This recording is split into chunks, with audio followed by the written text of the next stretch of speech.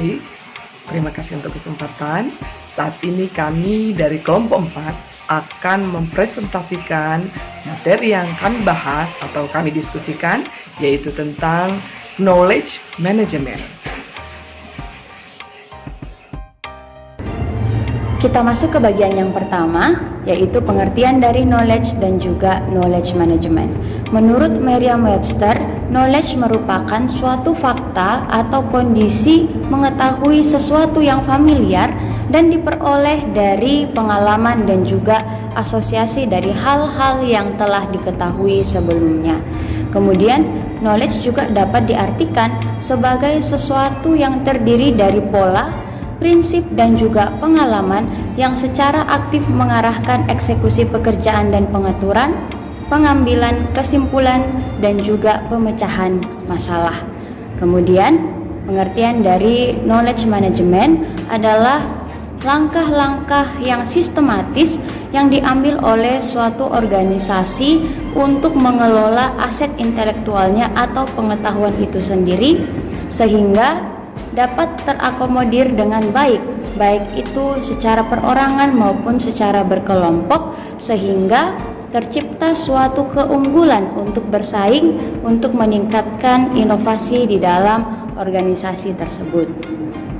Knowledge management itu terdiri dari 3 komponen utama, yaitu people, proses, dan juga teknologi.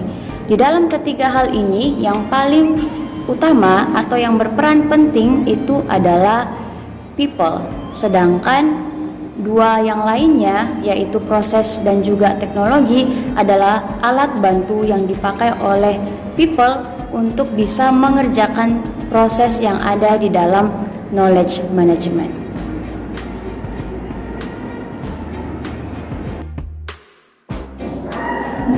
Baiklah, saat ini kita masuk pada pentingnya manajemen knowledge dalam organisasi.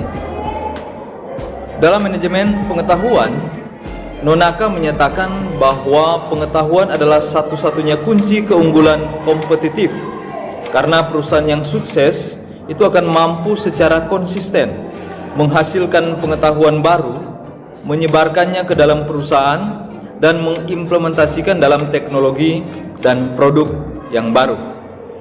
Kemudian menurut Thomas Stewart, pengetahuan menjadi hal yang lebih penting di dalam organisasi dibandingkan dengan yang lain. Mengapa? Perusahaan itu membutuhkan pengetahuan untuk meningkatkan kemampuan mereka untuk menghasilkan, kemudian untuk meningkatkan produk dan pelayanan sehingga memberikan keuntungan bagi klien maupun konsumen. Nah, meningkatkan produk itu harus dibarengi dengan perubahan sistem, perubahan struktur, dan jalur komunikasi menjadi solusi dari masalah. Baik, saat ini kita akan melihat hierarki pengetahuan itu.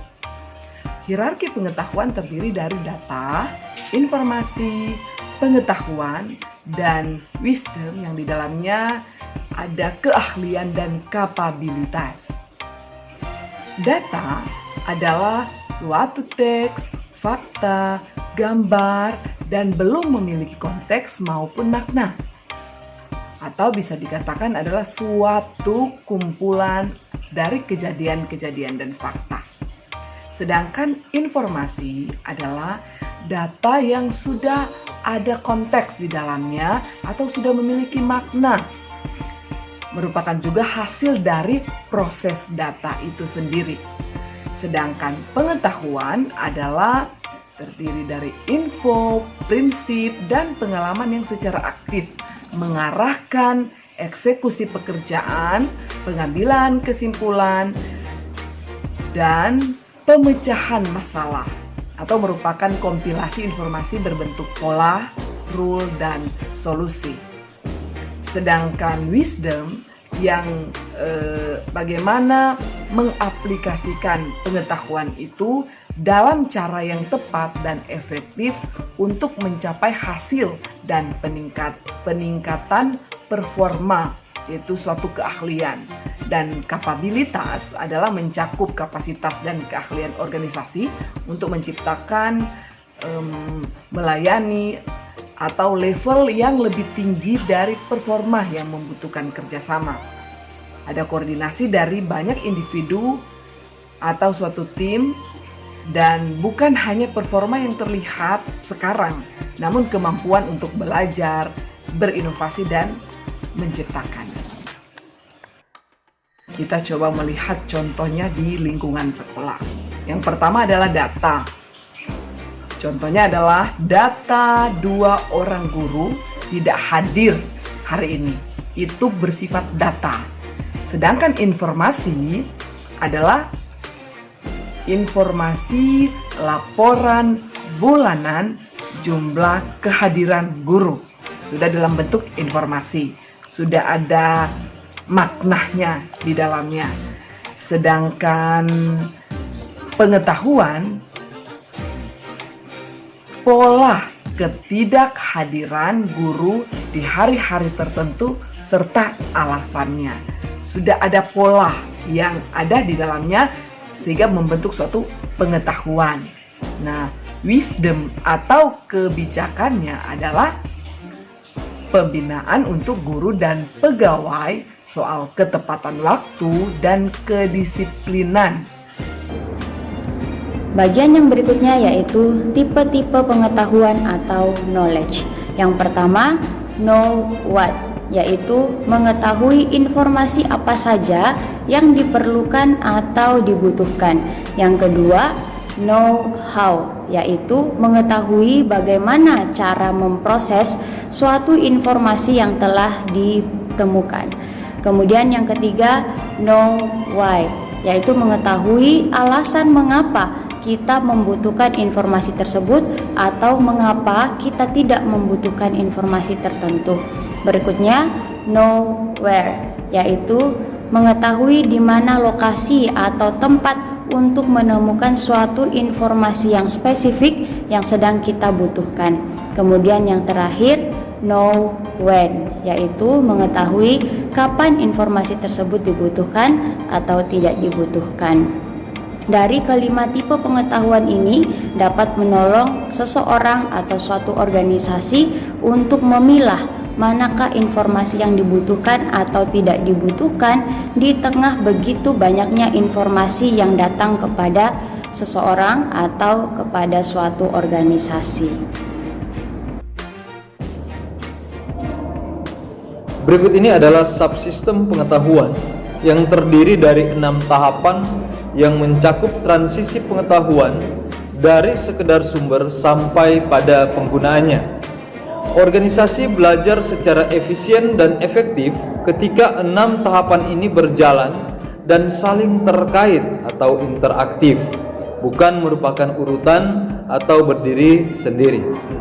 Nah, pengelolaan pengetahuan adalah jantung atau pusat dari pembangunan pembelajaran suatu organisasi. Berikut ini adalah 6 tahapan yang dimaksud. Tahap 1, akuisisi pengetahuan. Akuisisi pengetahuan merupakan pengumpulan data atau bahan pengetahuan ke dalam suatu sistem. Bahan pengetahuan dapat diperoleh melalui buku, jurnal ilmiah, literatur, seorang pakar, dan lain sebagainya. Laporan dijadikan dokumentasi untuk dipelajari, dikumpulkan secara terstruktur.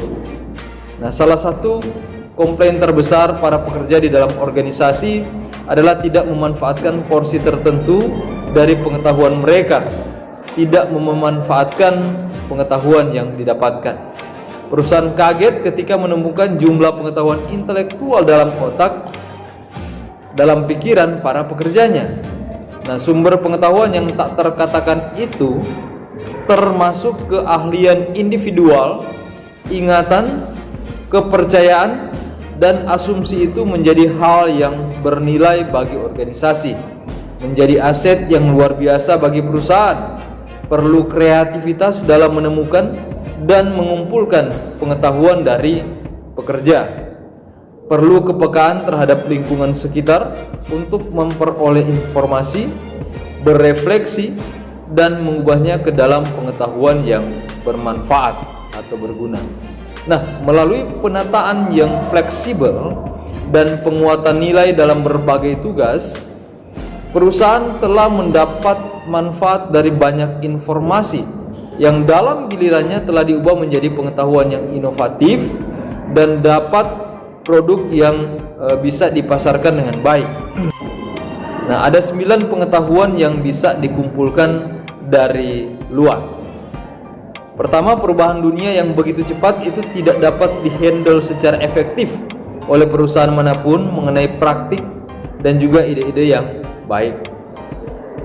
Perlu wawasan yang luas untuk peningkatan yang konstan dan ide-ide yang baru.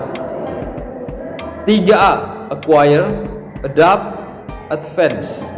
Dapatkan, sesuaikan, kembangkan. Kemudian hal yang paling populer adalah perbandingan menentukan standar. Di dalam sebuah perusahaan pasti ada sebuah tim khusus yang melihat lebih luas untuk mengatur praktik yang lebih baik. Nah, tim pembanding yang akan memberikan peringatan, dan tanda pertama adalah perusahaan itu sudah tertinggal jauh dalam kompetisi atau gagal untuk mengambil keputusan. Langkah-langkah praktis terbaik menyediakan rasionalitas dan proses penerimaan perubahan secara konstan, tak terelakkan dan bermanfaat. Organisasi akan terhindar dari serangan tiba-tiba dari perubahan yang tidak terduga jika terlibat dalam pelaksanaan best practice. Kecepatan peningkatan akan terwujud karena secara sistematik membandingkan dan mempelajari performa organisasi yang terus berinovasi dan sukses. Organisasi pembelajar cenderung memiliki alat, cenderung memiliki niat untuk mengakuisisi pengetahuan. Berikutnya adalah tahap 2, menciptakan atau menemukan pengetahuan. Pengetahuan dapat diciptakan melalui penelitian, mulai dari penelitian yang berani dan melalui penelitian yang telaten dan rajin. Pengetahuan juga dapat muncul dari kemampuan luar biasa seseorang untuk menggabungkan pengetahuan sebelumnya melalui proses berpikir secara induktif yang kompleks. Nah, pengetahuan ini ditemukan melalui penyelesaian masalah, eksperimen, peragaan dapat menjadi hal yang bernilai untuk organisasi tertentu. Nah, proses knowledge creation ini bersifat generatif. Perusahaan perlu berupaya secara berkelanjutan untuk mengidentifikasi praktik terbaik dari seluruh dunia yang kemudian secara sistematis pengetahuan harus digerakkan di dalam seluruh bagian organisasi. Nah, perusahaan yang sukses adalah mereka yang secara konsisten itu menciptakan pengetahuan yang baru, menyebarkannya secara luas ke seluruh bagian organisasi, dan dengan cepat mewujudkan dengan bantuan teknologi dan produk-produk yang baru. Nah, ada 4 pola dalam menciptakan pengetahuan dengan pengetahuan yang eksplisit, ya, yaitu pertama tacit to tacit, kedua explicit to explicit, ketiga tacit to explicit, keempat explicit to tacit. Keempat pola tersebut ada dan bekerja bersama-sama secara dinamis dalam spiral pengetahuan. Pola ini akan menjadi sangat kuat untuk menciptakan satu pengetahuan yang baru dalam berbagai jenis interaksi dari komitmen dan energi dari individu yang ada. Berikut ini 3 aktivitas dalam proses menciptakan pengetahuan. Pertama, tindakan pembelajaran. Kedua, penyelesaian masalah yang sistematis. Dan ketiga, melakukan eksperimen. Nah, kita masuk pada model yang ketiga, yaitu penyimpanan pengetahuan. Kita akan melihat jenis pengetahuan apa saja yang harus disimpan, bagaimana cara menyimpan pengetahuan, dan tantangan yang dihadapi dalam menyimpan suatu pengetahuan. Di awal penjelasan bahwa suatu perusahaan membutuhkan pengetahuan, yaitu untuk meningkatkan kemampuan produk dan pelayanan sehingga memberikan keuntungan. Setiap organisasi perlu menyimpan pengetahuan seperti dokumen dan suatu pola aturan. Data ini tentunya sangat penting untuk disimpan agar kapan saja dibutuhkan dapat diambil. Yang penting disimpan dengan baik. Umumnya, penyimpanan pengetahuan tidak bisa lepas dari proses pembuatan database. Seperti yang kita ketahui bahwa database adalah tempat suatu perusahaan menampung kumpulan data secara terorganisir sehingga dapat dengan mudah dikelola ataupun diakses. Nah, sistem manajemennya mengubah data ke dalam bentuk digital, menyusun indeks, kemudian menandai dokumen yang diperlukan. Basis data dapat menyimpan pengetahuan dengan cara diterapkan ke dalam proses maupun budaya dalam suatu organisasi. Nah, beberapa hal yang perlu dimiliki sebuah sistem untuk penyimpanan pengetahuan, yaitu struktur di mana sistem dapat menemukan serta menyampaikan informasi secara cepat dan benar. Selanjutnya kategori, yaitu suatu fakta, kebijakan maupun prosedur yang dibagi sesuai kebutuhan pembelajaran.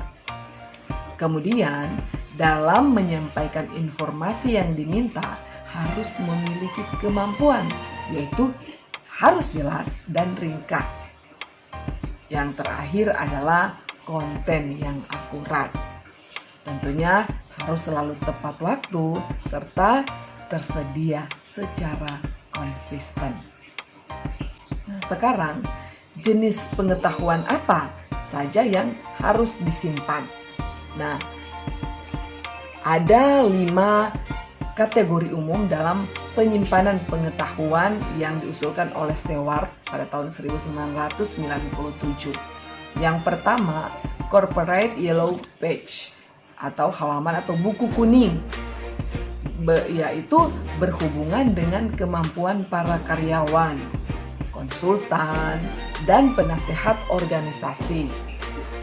Kemudian yang kedua adalah lesson learned, yaitu pelajaran yang didapat, di mana ada daftar periksa dari suatu keberhasilan, suatu kesalahan ataupun juga kegagalan yang mungkin diterapkan selama ini dalam proyek tersebut.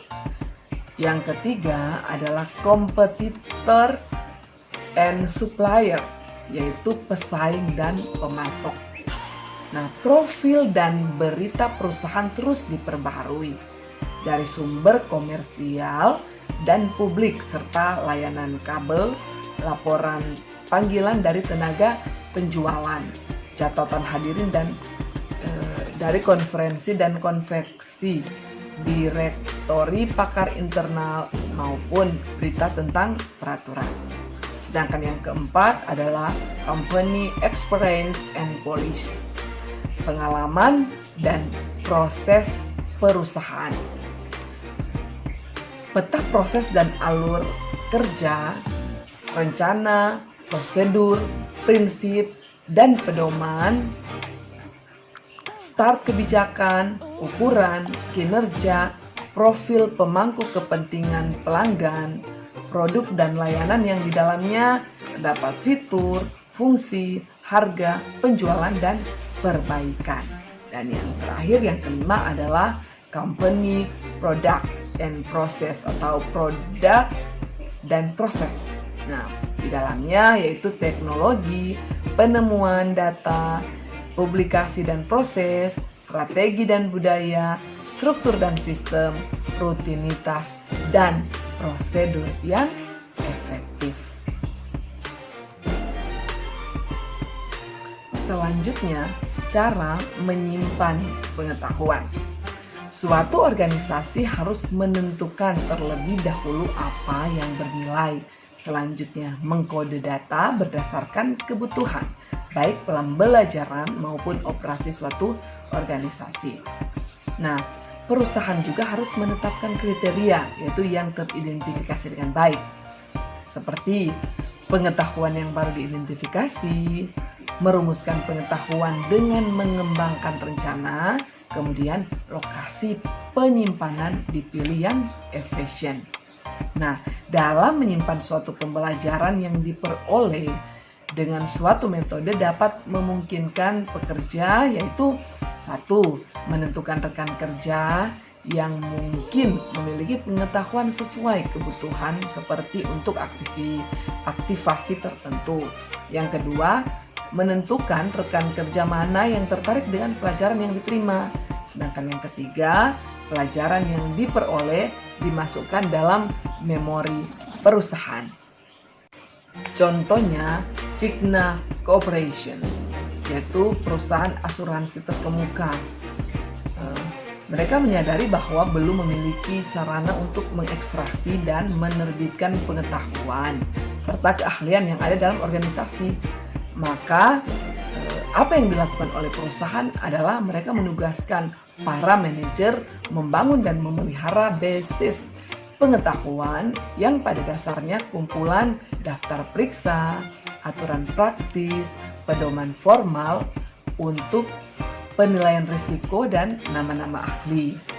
Nah, pengetahuan yang sudah terkumpul dimasukkan dalam perangkat lunak yang digunakan penjamin emisi yang berfungsi memproses aplikasi. Nah, selanjutnya adalah tantangan dalam menyimpan pengetahuan. Tidak bisa dihindari bahwa dalam penyimpanan pengetahuan juga pasti memiliki tantangan, yaitu salah satunya adalah dapat memberi peluang pengetahuan dalam suatu organisasi diakses oleh orang lain. Nah, penyimpanan pengetahuan melibatkan teknik dan juga manusia. Nah, perlu diingat bahwa teknologi baru dapat menyimpan dan menyediakan informasi yang lebih banyak, sehingga ada potensi kelebihan informasi. Model yang keempat adalah analisis dan data mining. Nah, analisis manual terjadi kegagalan karena peningkatan volume maupun dimensi data. Nah, data mining adalah suatu alat analisis yang terbaru, yaitu untuk membantu suatu organisasi dalam menemukan makna dan data. Alat yang dapat menganalisis volume data sekalipun sangat besar adalah kita kenal dengan perangkat lunak. Menurut Fayad, ada beberapa tugas data mining yang ia kelompokkan dalam 6 kelompok, yaitu yang pertama klasifikasi, bagaimana mengeneralisasi struktur yang sudah diketahui untuk diaplikasikan kepada data-data yang baru. Contohnya, mengklasifikasi email ke dalam spam atau bukan. Yang kedua, klasterisasi, bagaimana mengelompokkan suatu data yang sebelumnya tidak diketahui label kelasnya, diklasifikasi atau dikelompokkan ke dalam sejumlah kelompok tertentu sesuai dengan ukuran kemiripannya. Selanjutnya, regresi, yaitu bagaimana menemukan suatu fungsi yang akan memodelkan data dengan galat atau suatu kesalahan prediksi yang dilakukan seminimal mungkin. Yang berikutnya adalah deteksi anomali, yaitu mengidentifikasi data yang tidak umum, bisa berupa outlier. Nah, perubahan atau deviasi yang mungkin sangat penting dan perlu investigasi lebih lanjut. Selanjutnya adalah pemodelan kebergantungan, bagaimana mencari relasi antar variabel. Dan yang terakhir adalah perangkuman, bagaimana menyediakan representasi data yang lebih sederhana lagi, meliputi visualisasi dan pembuatan laporan. Dalam penambangan data juga memiliki metode, yaitu metode berbasis contoh, pohon keputusan dan aturan, regresi, klasifikasi non-linear, model ketergantungan grafis probabilistik, pembelajaran relasional, dan agen cerdas. Alat penambangan data pada saat ini sedang dikembangkan untuk menavigasi data, menciptakan strategi yang baru, serta menemukan pola baru, mengidentifikasi metode statistik dan kuantitatif yang mendasari visualisasi. Nah, platform pendukung teknik untuk menyimpan data serta metode untuk mengukur hasil akan kelihatan atau muncul. Misalnya, produk visualisasi mencakup AVS atau Express, SGI, Mindset, Visible, Decisions, Discovery. Perdagangan listrik memanfaatkan peluang perdagangan elektronik menggunakan sumber seperti email dan katalog online. Mereka menawarkan kepada pelanggan, yaitu ada pilihan, yaitu cara berinteraksi pelanggan dengan organisasi. Kenyamanan, yaitu meliputi saluran yang paling tepat pada tempat dan waktu tertentu. Kemudian kustomisasi adalah disesuaikan dengan individu.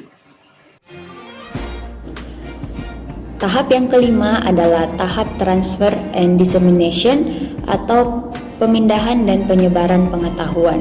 Di dalam proses ini sangat erat kaitannya dengan pergerakan teknologi dalam informasi, data, dan juga pengetahuan.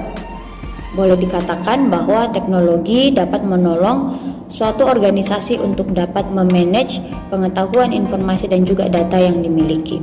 Pemindahan informasi ini dapat terjadi dengan dua cara. Yang pertama yaitu secara otomatis, kemudian yang kedua yaitu secara terkontrol.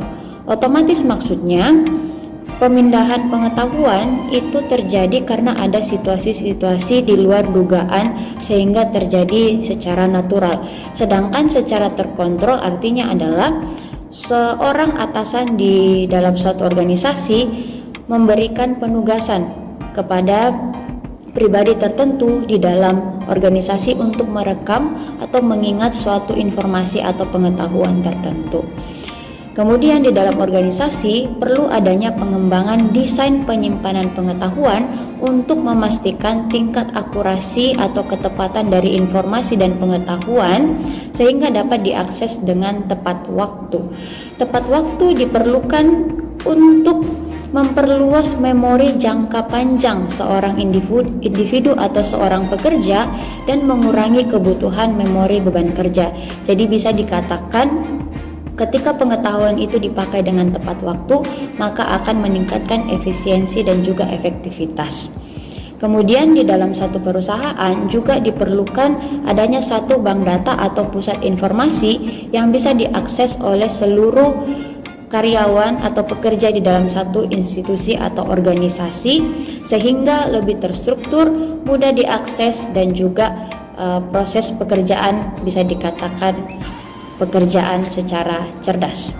Kemudian di dalam kita menata pengetahuan perlu adanya pertimbangan di dalam menyusun pengetahuan yang dimiliki oleh suatu perusahaan dan beberapa elemen yang perlu untuk dipertimbangkan adalah yang pertama, pengetahuan dapat disusun berdasarkan kebutuhan, kemudian berdasarkan tujuan pekerjaan, kemudian berdasarkan pengguna keahlian tertentu, kemudian berdasarkan fungsi atau kegunaan informasi, dan berdasarkan lokasi dan juga metode penyimpanan informasi.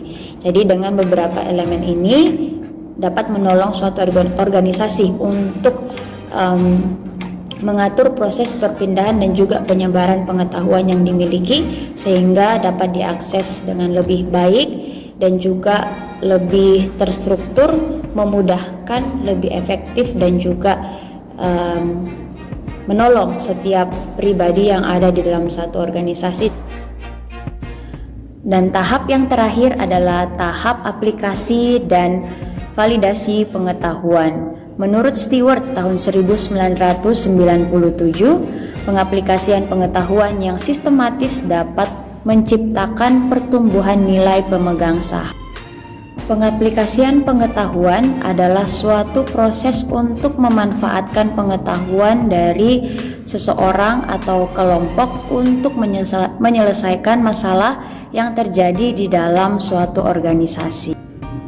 Hal tersebut dapat terjadi melalui pembaharuan dan juga penggunaan secara kreatif pengetahuan yang diperoleh dari seseorang atau kelompok, sehingga dari begitu banyak pengetahuan yang berlimpah dapat dipilih mana yang bermanfaat bagi organisasi tersebut.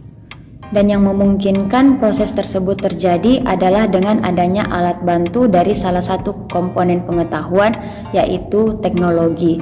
Teknologi dapat membantu untuk mengatur setiap pengaplikasian pengetahuan agar dapat terakomodir dengan baik dan juga sistematis.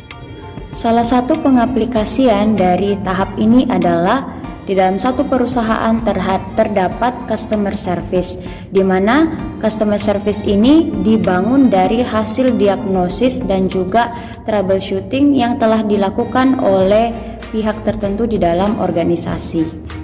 Dan jika suatu organisasi telah mempunyai penerapan pengetahuan yang baik, maka organisasi tersebut dapat menempatkan orang-orang terbaiknya di garis terdepan sehingga keahlian mereka tetap terjaga dan dapat tersedia bagi seluruh komponen atau pihak di dalam organisasi tersebut.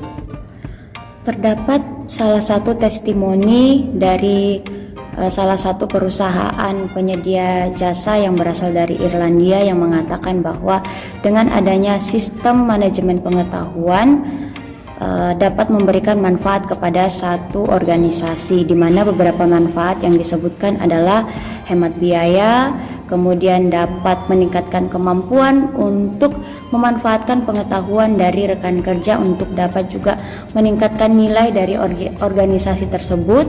Kemudian juga ada satu forum yang dipakai organisasi untuk dapat memetakan kekuatan organisasi tersebut, dan manajemen ini juga dapat membantu suatu organisasi untuk bisa memanage kembali ketika ada pergantian staf yang terjadi, sehingga jika ada staf yang baru menggantikan staf yang lama, itu dapat dengan segera belajar dari pengetahuan yang ada di dalam organisasi, sehingga staf yang baru dapat memberikan kontribusi demi meningkatnya mutu dari organisasi tersebut.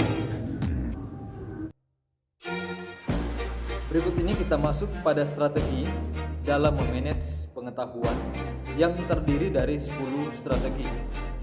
Strategi yang pertama adalah berbagi tanggung jawab untuk mengumpulkan dan mengirimkan pengetahuan. Nah, di dalam organisasi yang sedang belajar, setiap orang perlu didorong untuk menjadi pribadi yang mahir dalam mengumpulkan data. Setiap pekerja perlu tahu pengetahuan jenis seperti apa yang bermanfaat bagi organisasi yang perlu untuk ditelusuri lebih lanjut. Pengetahuan itu didapatkan itu bisa melalui pertemuan, melalui internet, ya, melalui media, koran, jurnal, dan beberapa situs informal seperti museum, film, dan pertemuan sosial lainnya. Strategi yang kedua adalah secara sistematis menangkap pengetahuan eksternal dari luar yang relevan. Nah, organisasi pembelajar menghindari sindrom tidak ada di sini dan secara sistematis melihat keluar dan lebih luas untuk mengumpulkan informasi. Usaha yang mungkin dapat dilakukan adalah membuat atau memulai misi studi untuk memahami kinerja dan keterampilan khusus dari organisasi yang lain, membandingkan praktik terbaik dalam industri dan menghadiri konferensi atau forum. Strategi yang ketiga adalah mengatur acara pembelajaran secara internal. Nah, suatu perusahaan atau nasional semikonduktor itu telah menyelenggarakan berbagai demonstrasi dalam setiap situs perusahaan, mendorong karyawan untuk berbagi praktik dan ide terbaik untuk meningkatkan program, meningkatkan produk, layanan yang sekaligus ini dapat meningkatkan kinerja dari perusahaan tersebut. Nah, kita masuk pada strategi yang keempat, yaitu jadilah kreatif dalam berpikir dan belajar. Nah, suatu perusahaan untuk meningkatkan pengetahuan, jika hanya belajar dari orang lain, umumnya hanya mengarah pada peningkatan kuantitatif saja. Tetapi jika ingin peningkatan secara kuantum, maka perlu menghasilkan pemikiran-pemikiran baru dan pengetahuan yang konsekuen. Seperti bagaimana menghargai usaha yang imajinatif. Yang berikutnya mengadakan lokakarya tentang kreativitas dan penggunaan otak kanan. Dan juga bagaimana mendorong terjadinya pemanasan otak mengenai ide untuk menghasilkan satu hal yang baik. Yang kelima adalah mendorong dan menghargai inovasi. Nah, suatu perusahaan akan mati jika mereka tidak menciptakan sebuah arus yang berkelanjutan dari produk atau pelayanan mereka, karena tidak ada produk dan pasar yang permanen. Oleh karena itu, perlu adanya eksperimen dan refleksi untuk terus memperbaiki produk dan organisasi itu sendiri. Nah, contohnya yang kita ketahui bahwa perusahaan Sony, mereka menetapkan tanggal masa akhir berlaku suatu produk baru yang dihasilkan, sehingga memicu para pelanggan dan juga para pekerja supaya dapat menghasilkan inovasi yang baru setelah periode tersebut berakhir. Nah, produk yang berikutnya pasti akan ada inovasi terbaru dan semakin kreatif. Mereka akan terdorong memberikan yang lebih baik lagi dari sebelumnya. Nah, yang keenam adalah melatih pekerja dalam penyimpanan dan pengambilan pengetahuan. Kita menyadari bahwa teknologi komputer dan coding mempunyai kapasitas yang luar biasa sebagai media penyimpanan data secara sistematis. Nah, para pekerja perlu tahu bagaimana dan data apa yang perlu disimpan, seperti yang sudah dibahas sebelumnya di dalam sistem informasi organisasinya. Nah, organisasi yang belajar menjaga agar para pekerjanya mengetahui pengetahuan apa yang dibutuhkan, nilai-nilai mereka, dan sistem memori dari sumber-sumber yang tepat untuk pengetahuan yang disimpan. Nah, pekerja juga perlu tahu bagaimana menyambungkan pusat pengetahuan dari berbagai info di seluruh dunia. Strategi yang berikutnya adalah memaksimalkan pemindahan pengetahuan lintas batas. Maksudnya adalah di dalam suatu organisasi perlu adanya perputaran pekerjaan atau job description dan juga pencampuran tim, karena ini akan sangat efektif dalam pemindahan pengetahuan, karena tugas dari karyawan adalah untuk menjamin dan memastikan pengetahuan itu tersampaikan dengan baik ke seluruh bagian organisasi. Contoh aplikasinya adalah ketika dilaksanakan satu event yang dilakukan setiap tahunnya oleh suatu perusahaan, dan di dalam event tersebut ada berbagai divisi. Setiap personil tidak harus mengerjakan satu pekerjaan yang sama setiap tahunnya, tetapi bisa di rolling sehingga seluruh personil suatu organisasi lebih banyak lagi mendapatkan pengetahuan dari berbagai macam divisi atau job desk yang mereka telah kerjakan, dan itu akan menolong dari organisasi tersebut di dalam mempertahankan pengetahuan dan nilai yang dimiliki. Kemudian strategi yang kedelapan adalah kembangkan dasar pengetahuan organisasi sesuai dengan kebutuhan. Maksudnya adalah banyak organisasi yang punya pengetahuan yang banyak juga, namun tidak diatur dengan baik sehingga organisasi tersebut tenggelam dalam begitu banyaknya data dan informasi yang sebenarnya banyak yang tidak relevan. Oleh karena itu perlu disortir dan perlu dipilah mana data, mana pengetahuan yang perlu dan disusun berdasarkan kebutuhan dan tidak berdasarkan topik saja, sehingga setiap divisi atau personil yang membutuhkan pengetahuan tertentu atau data tertentu bisa mengaksesnya dengan lebih cepat dan lebih efektif. Kemudian strategi yang ke-9 adalah membuat mekanisme dalam mengumpulkan dan menyimpan pengetahuan. Pembelajaran yang bermakna tidak terlepas dari keterlibatan atau kontribusi individu maupun kelompok, dan sebuah organisasi yang belajar adalah organisasi yang mengetahui bagaimana cara untuk menangkap pengetahuan melalui berbagai macam metode, baik itu melalui penguatan positif maupun penguatan negatif. Dan salah satu perusahaan yang dinilai mempunyai knowledge management yang baik adalah McKinsey & Company. Nah, perusahaan ini memberikan beberapa strategi dan kami akan menyampaikan 3 diantaranya, yaitu yang pertama adalah pemindahan pengetahuan itu perlu dilihat oleh seluruh karyawan secara profesional sebagai wujud tanggung jawab pekerjaannya di dalam company atau perusahaan tersebut. Jadi tanggung jawab untuk transfer knowledge ini bukan hanya tanggung jawab satu orang, tetapi seluruh bagian dari organisasi. Kemudian yang kedua adalah pemindahan pengetahuan itu termasuk di dalam evaluasi kerja. Jadi setiap individu juga dinilai oleh perusahaan apakah mereka sudah melakukan transfer knowledge dengan baik dan sudah menunjukkan progres yang baik. Kemudian yang ketiga adalah setiap manajer project itu memberikan print out atau hard copy dari progres yang telah mereka lakukan atau kontribusi apa yang mereka telah berikan untuk perusahaan untuk meningkatkan inovasi dan juga nilai dari perusahaan. Kemudian yang terakhir adalah pindahkan pembelajaran di dalam kelas untuk dapat dimanfaatkan di dunia pekerjaan. Menurut Mary dan John Newstorp pada tahun 1992, kurang dari 10% pembelajaran yang diperoleh di dalam kelas itu dapat terpakai atau dapat dimanfaatkan di dunia pekerjaan. Jadi masih sangat minim pengaplikasian dari pembelajaran dalam kelas di dalam dunia pekerjaan.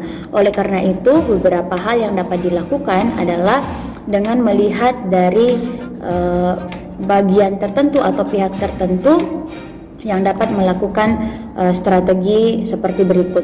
Yang pertama, untuk manajer. Nah, sebelum pembelajaran, manajer perlu belajar lebih familiar terhadap mata pelajaran yang sedang diajarkan dan juga lebih familiar dengan perencanaan pembelajaran. Jadi perlu belajar banyak juga sebelum memulai pembelajaran.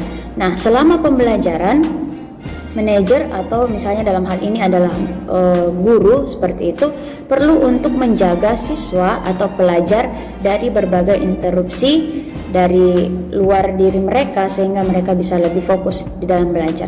Kemudian sesudah pembelajaran, manajer perlu untuk membangun kesempatan bagi pelajar untuk dapat mengaplikasikan secara langsung atau sesegera mungkin hal baru yang mereka telah dapatkan selama pembelajaran. Kemudian untuk pihak berikutnya, untuk siswa,